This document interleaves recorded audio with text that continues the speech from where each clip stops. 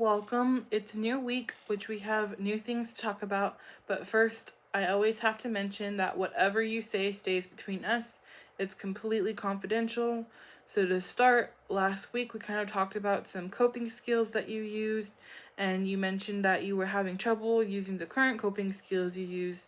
So, we kind of went over a new coping skill called the 5, 4, 3, 2, 1 method, which you said you were going to try to use this week to see if it worked for you and helped your anxiety at all.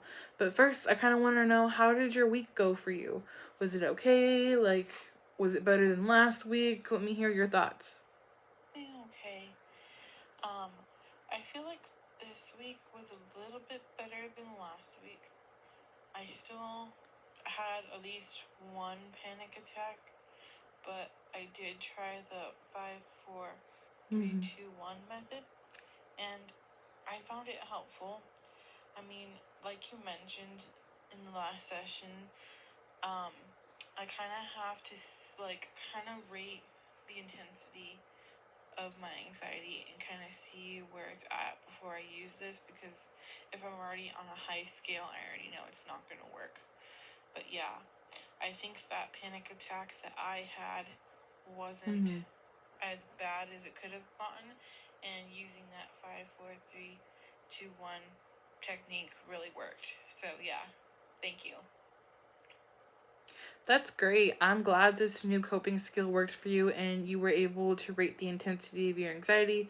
And then, just based off of doing that in itself, you were able to tell whether or not this technique would work for you. And I know it's not going to always be like this, because when you're in the middle of like a panic attack, sometimes you can't rate, or even when you're like trying to you're scrambling, you're finding a coping skill to use, which sometimes it works, sometimes it doesn't. It's kind of hit or miss, honestly. But I also remember from last week, we said we were going to talk about learning your warning signs for anxiety. Are you still okay with doing that? I want to learn the warning signs of my anxiety. I think it'd be beneficial. And I think, like I mentioned before in our previous sessions, I've felt like I've always had anxiety, but I know certain stressors tend to make it worse, which causes panic attacks. So I think tackling that and learning more about where it stems from will definitely help me. Okay, perfect. So I don't want to overwhelm you at all. So I want you to focus on your top stressor, and out of all the stressors in your life, which one gives you the most stress? I would have to say my number one stressor is school, because just the pressure of doing good according to my standards, the school standards, and my parents' standards. Like, I think they put a lot of pressure on me, wanting me to do good in school. And if I don't get those straight A's, then in their eyes I failed.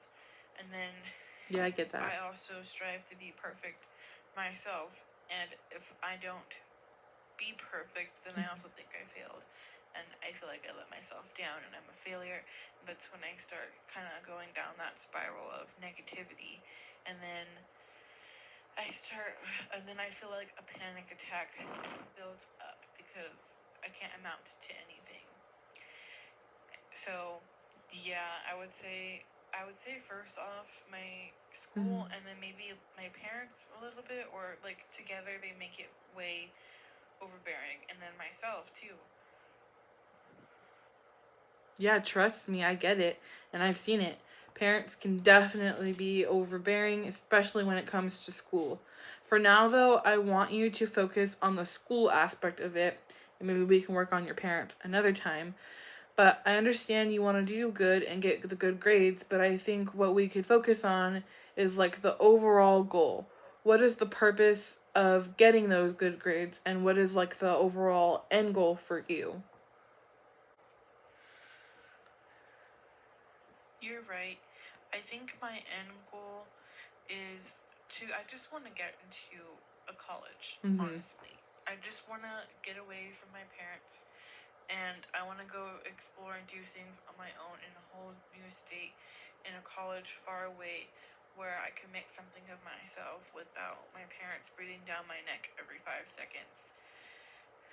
My only thing is that my parents, they pay, like, they're gonna pay for the college, so of course they put their 2 cents into what they think is the best college for me to go to, and they'll have their influence even there. What do I do about that? Just thinking about it gives me anxiety, because if they pick the college I go to, like, I don't get the say in it. Okay, so let me get this straight. You want to go to college, and it doesn't really matter which college you go to. I think a goal that we can focus on is you doing the research on maybe the 5 top colleges you want to go to and see what the requirements to get into them are. Then that way you can kind of know what your standards are and what you're setting yourself up for. And then maybe you could present those 5 colleges to your parents and tell them you want to go there, and then kind of see what happens from there. How does that sound? I think that's a good idea. I just don't even know where to start. Honestly, I get overwhelmed just thinking about it. I don't even know. Like I said before, I just want to get out of the state, far away from my parents. Okay. And since we narrowed down one of your stressors to school and the future, so also to not overwhelm you, I think the best thing for you to do by making this our homework assignment is focusing on doing research on maybe one college that you might be interested in. Then we can go over it next week. How does that sound?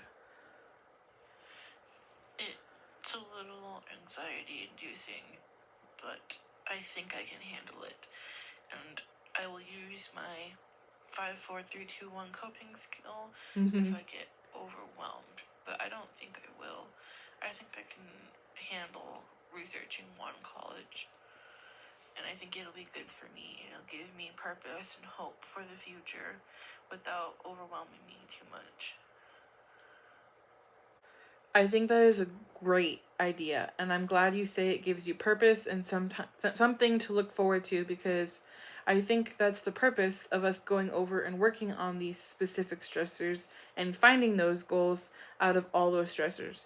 You know what I mean?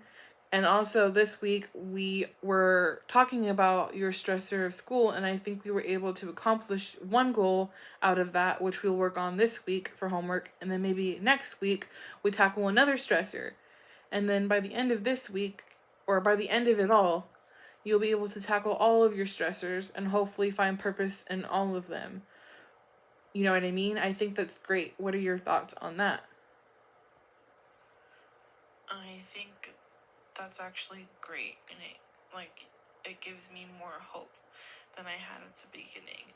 Because in the beginning I was very stressed and anxious and getting panic attacks, and I thought that there was really no hope at all for me. So just being able to tackle these stressors makes me stronger, and I'm excited about it. Okay, perfect. So I think this is a good place to stop. We can continue on next week and focusing on another stressor, maybe your parents if you're up for that. For now, I want you to work on what I gave you and still use your coping skills, okay? But I think we're gonna stop now, okay? So thank you for sharing. I know it's not easy, okay? And I'll see you next week.